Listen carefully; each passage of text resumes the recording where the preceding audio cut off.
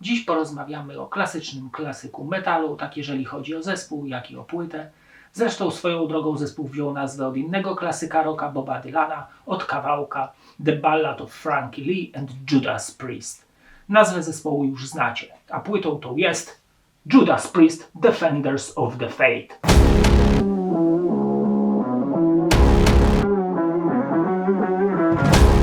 Judasi powstali w 1969 roku w Wielkiej Brytanii i są uznawani za jeden z największych zespołów w historii heavy metalu. W swojej karierze sprzedali ponad 50 milionów albumów. Ich wyznacznikiem są dwie gitary prowadzące oraz wokalista Rob Halford, który dysponuje dużą skalą głosu.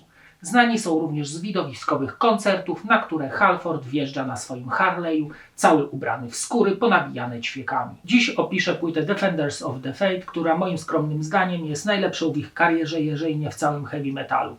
To zbiór świetnych hiciorów, czy to ostre rockowe kawałki, czy spokojne ballady. Tej płyty po prostu się słucha. Płyta ta jest niewątpliwie kontynuacją stylu zapoczątkowanego na Screaming for the Vengeance. Świadczy o tym sama muzyka, jak i okładka. Jednak według mnie płyta jest o wiele ciekawsza, więcej się na niej dzieje, wokal Halforda jest wyraźniejszy, a brzmienie ostrzejsze i bardziej klarowne. Co ciekawe, w rankingach płyta ta klasyfikuje się niżej niż Screaming for the Vengeance, może dlatego, że odbiorcy potraktowali ją jako kontynuację poprzedniczki. Album wręcz kipi heavy energią tamtych lat. Mnóstwo tu technicznych zagrywek, wspaniałych solówek i motywów na długo zapadających w pamięć. A wszystko podlane geniuszem kompozytorskim i wyśmienitym wykonaniem. Halford na płycie przedstawia, co znaczy prawdziwy kunszt wokalny. On często śpiewa, krzyczy do granic wytrzymałości strun głosowych. To jest po prostu niesamowite. Co jakiś czas mamy takie ala stadionowe wręcz chóry i riffy, które nie pozwalają nam usiedzieć.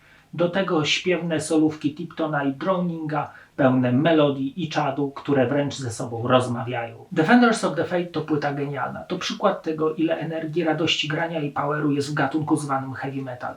To również przykład płyty, która jest jedną z najczystszych w gatunku. Po prostu cud miód. Trudno mi było wybrać którykolwiek z fragmentów, by zaprezentować go wam, ponieważ jest tego na tony. Każdy zapewne wybrałby inny, więc wybrałem losowo, a nie z jakiegoś konkretnego klucza. Album rozpoczyna się jak przystało na rasowy heavy metal, ostrym riffem gitarowym do kawałka Free Will Burning oraz krzykliwym wejściem Halforda. Utwór opowiada o tym, by nie marnować czasu na zastanawianie się, tylko chwytać chwilę, bo tylko wtedy czeka nas zwycięstwo. Jest czad.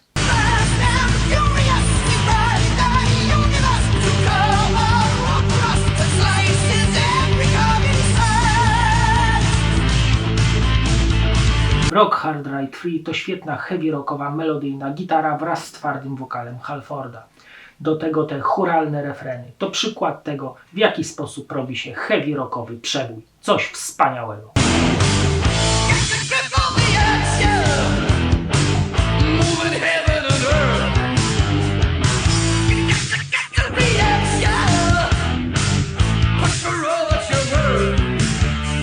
Some Heads Are Gonna Roll to świetne riffy i zapadający w pamięć refren.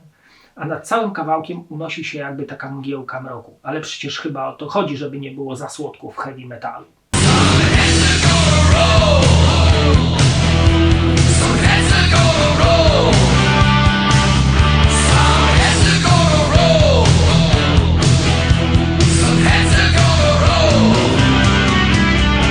I jest i ona, jedna z najwspanialszych ballad w historii muzyki rockowej. Night Comes Down, tak muzycznie, tekstowo, jak i wokalnie. Tekst opowiada o utraconej miłości i w związku z tym o rozterkach człowieka. Mistrzostwo świata.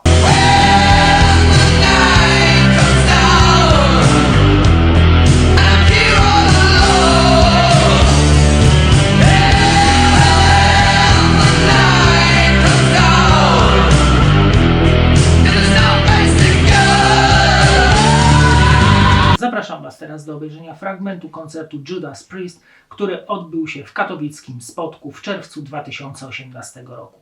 To było prawdziwe show, mimo że dziadki mają już swoje lata.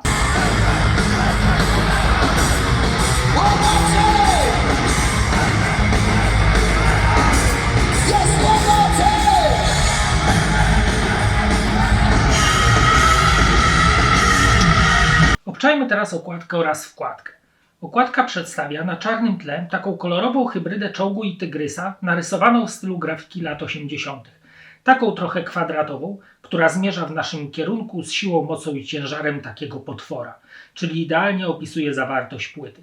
W górnym prawym rogu trójwymiarowe logo Judasów, a nad nimi tytuł płyty. Na pierwszej rozkładówce na czarnym tle po lewej stronie mamy wydrukowane zdjęcie z koncertu z lat 80. Judasów i wymienione tytuły utworów.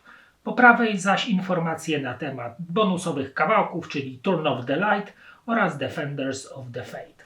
Na kolejnej rozkładówce są teksty do utworów, zdjęcie zespołu oraz część grafiki z okładki. Na następnej rozkładówce mamy dalszą część tekstów do utworów, zdjęcie z koncertu oraz wymieniony skład zespołu, gdzie płyta została nagrana, sesyjni różni muzycy oraz inne informacje od zespołu. Wkładkę zamyka takie zdjęcie chłopaków z zespołu, po środku na niebiesko logo Judas Priest, a pod spodem informacje, kto zremasteryzował ten album. Na płycie CD mamy fajnie wydrukowaną okładkę. Pudełko zamyka strona, gdzie na czarnym tle mamy wyszczególnione tytuły utworów. Logo Judas Priest, takie ala widły, oraz w dolnym prawym rogu takie paski, jakby ściągnięte z okładki kolorystycznie. Na Defenders of the Fate nie ma miejsca na zamłę oraz nudę. Te 50 minut, którymi wypełniona jest płyta, mija w mgnieniu oka i zaprasza, byśmy wcisnęli ponownie trójkącik skierowany w prawą stronę na naszym odtwarzaczu, byśmy jeszcze raz mogli poobcować z tą genialną muzyką. A teraz zapraszam Was do obejrzenia kolejnego odcinka. Cześć!